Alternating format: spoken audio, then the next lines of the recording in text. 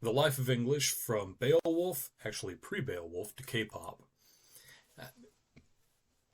The earliest records of English, of any Germanic language, are scattered names that pop up in Latin and Greek sources, which is where plenty of people were literate in the early Middle Ages, well, late antiquity and the early Middle Ages. But really, the earliest written records of English survive to us in a native form of writing known as runic, and you can see it here on this medal, a bracteate. It's a medal that would dangle from an armband. And this is interesting for several reasons. For one thing, of course, it's written in runic, which is this angular form of writing developed actually in several different forms around Europe for recording mostly short inscriptions on things like jewelry and votive offerings and weaponry and so forth.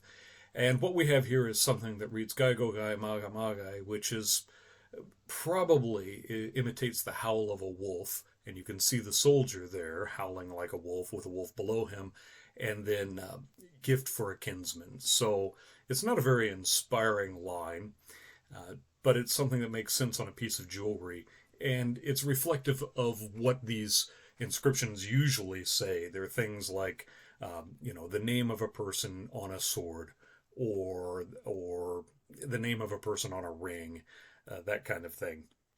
Notice here, though, something I want to pause for a moment on the shape of this soldier. Notice that he's got a Roman-style helmet on, and notice that he's also got a beard and that he's howling.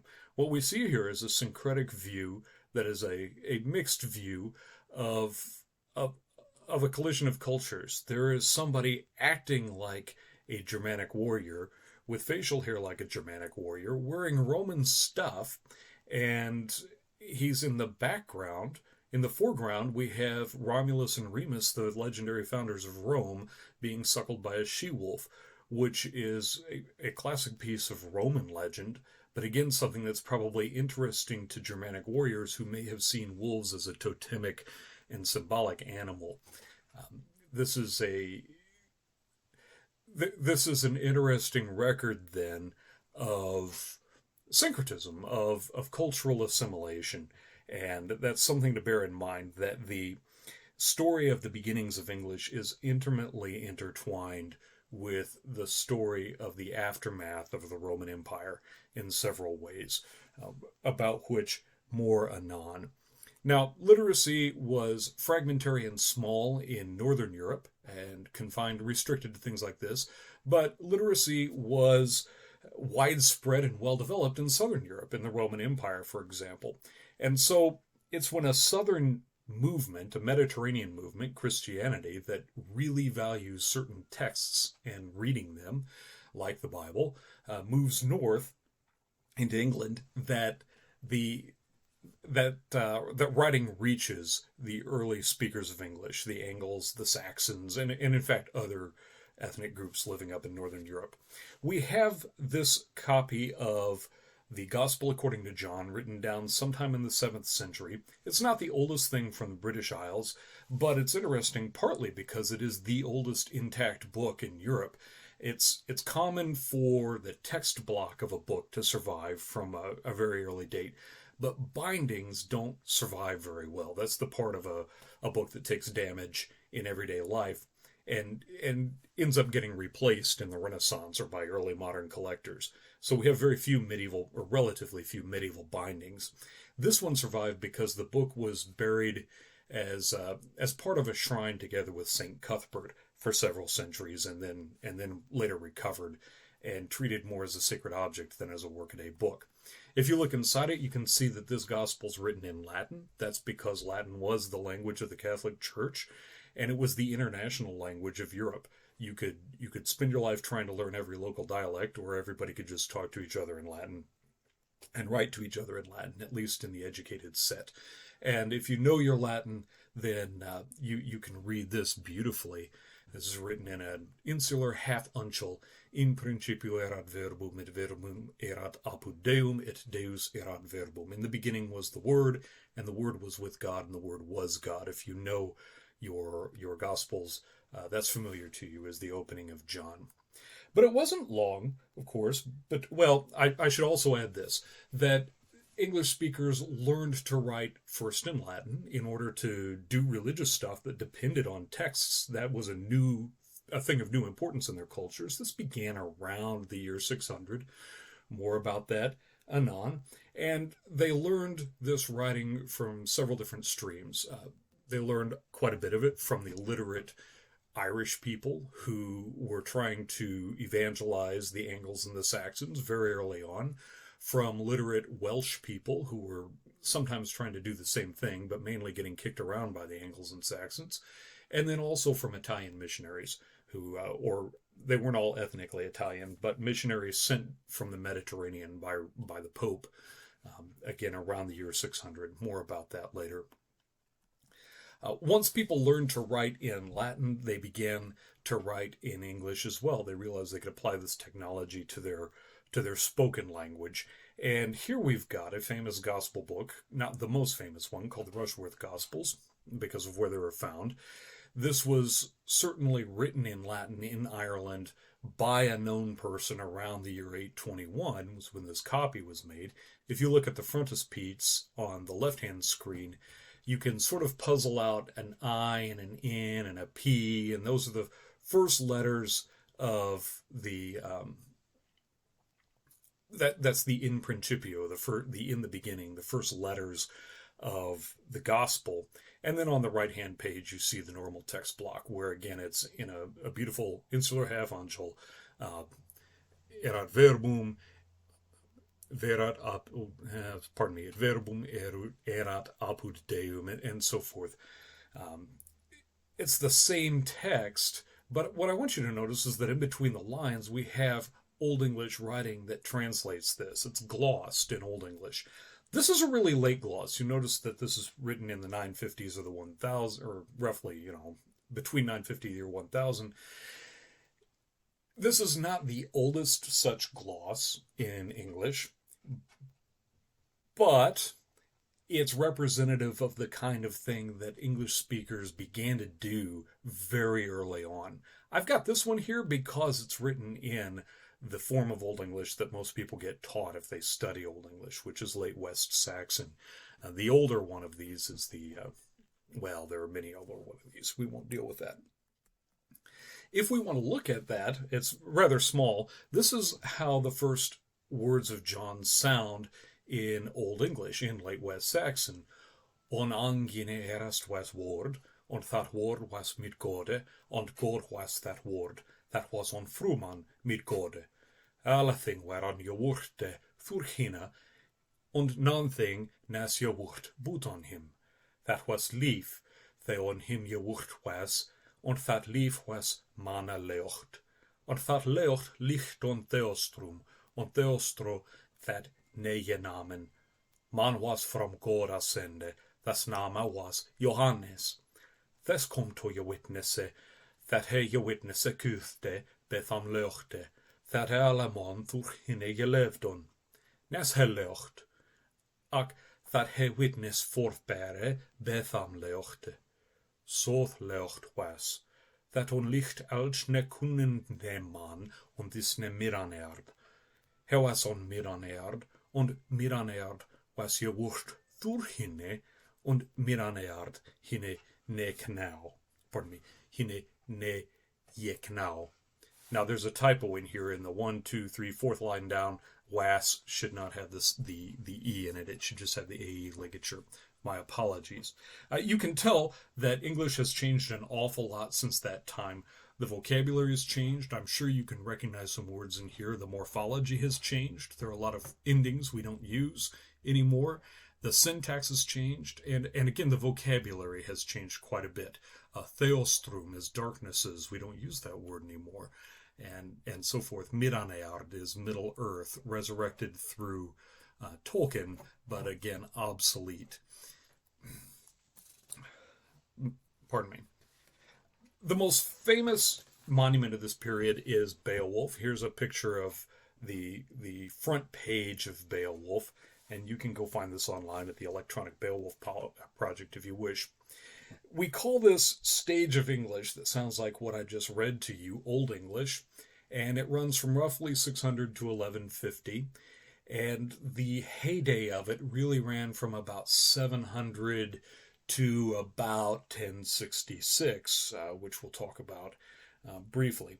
Uh, to reflect on Beowulf for just a moment, it's noteworthy that our manuscript is from just after the year 1000, so it's quite late in the Old English period, but the text is almost certainly from the first decades of the 700s of the 8th century. And we know this for reasons of vocabulary, meter, poetic meter, and because of some specific kinds of copying errors that make it pretty clear to us some very late scribe was looking at some really old handwriting and not recognizing everything he saw and making some predictable copying errors, which, if you're curious about, I can fill you in greater detail. So again, an early 8th century poem in an early 11th century manuscript. One single manuscript, by the way, and quite a damaged one at this point, sadly. What brought the Old English period to the end was a series of things. One was there was plenty of linguistic change going on in the spoken language that hadn't been recorded in the written language. This is something familiar from our own society. But then there was a political change, the Norman invasion in the year 1066, owing to a complex set of royal family issues. The Duke of Normandy, William the Bastard, invaded around the cliffs of Dover, fought a battle at Hastings, the Battle of Hastings, in October of 1066, killed King Harold and won and became King of England. And for 300 years after this time, the upper class, the entire upper crust of England spoke French. At first, out of necessity, it was their native language, and later on, as a tradition that helped them stay special, while the majority of England spoke English. It took some time for these languages to affect each other and merge, and for the written traditions of Old English to subside and give way to forms of writing that reflected the present-day state of things. But within a century, by 1150, we can look at the written records of English and say, my gosh, it's really not consistent with what we see in the Beowulf manuscript or in that gospel text from the late 10th century. It's really a new form of English, and we call this form of English Middle English. The most famous monument of Middle English is Chaucer's Canterbury Tales, undoubtedly. It's not the only thing written. Sir Gawain and the Green Knight is really famous, of course, and you should read it. It's wonderful. It's written in a really different dialect, a Northwest Midlands dialect that's pretty difficult for a beginner, but the Canterbury Tales are accessible with just a little bit of training and practice. They're written in a London dialect, and they were written down between 1380 and 1400. We traditionally say around 1390.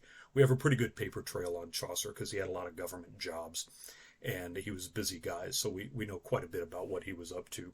More than Shakespeare, in fact. Shakespeare was just a playwright. Socially. Here is a close-up of the beautifully decorated manuscript, and by manuscript I mean handwritten copy. That's printing hadn't been invented yet. This is how books were made. You can tell the script is in some ways more modern, and in some ways less modern than than that Old English script was. And here's how it looks. Rather than read this to you, we're going to get our chance with that later in the class. I'm going to point us to a closer comparative text. We'll look at the first verses of the Book of John in Middle English. John Wycliffe led a translation of the Bible around 1380, so during Chaucer's working lifetime, and into a Londonish dialect, much like what Chaucer was mainly writing in. So here's how it sounds roughly in the London English of around 1380. In the beginning was the Word, and the Word was at God, and God was the Word. This was in the beginning at God. Alle things were made by him, and without in him was made no thing that was made. In him was life, and the life was the licht of men, and the licht shineth in darknesses, and darknesses comprehended it in, not it. a man was sent fra God, to whom the name was John. This man came into witnessing that he should bear witnessing of the licht, that alle men shoulden believe be him. He was not the licht, but that he should bear witnessing of the licht. That was a very licht, which lichteth each man that cometh into this world. He was in the world, and the world was made by him, and the world knew him not. The vocabulary and the syntax are much more recognizably modern to us. The phonology and phonetics are still pretty different for us. Middle English tottered on until around the year 1500. This is an arbitrary date. We can look at texts from the mid 1400s, and they look like Middle English, and we look at texts from after 1500 and we say, my gosh, these are more consistent with what's going on, in the future of that time period. There are a number of grammatical changes and some social changes happening around this time period that also affected the shape of English, including the Protestant Reformation and a big sound shift called the Great Vowel Shift, which we'll talk about in this class. But let's not dwell on those details. We can say early modern English is happening roughly from 1500 to 1700. There's no simple demarcation the way we have the Norman invasion to talk about the end of Anglo-Saxon political power in England, for example. But the greatest monuments that we're all familiar with from early modern English are the works of Shakespeare, of course, and the King James Bible. It's worth noting that these are contemporary. I think that gives some people pause. We're used to thinking of Shakespeare as culturally distant and archaic.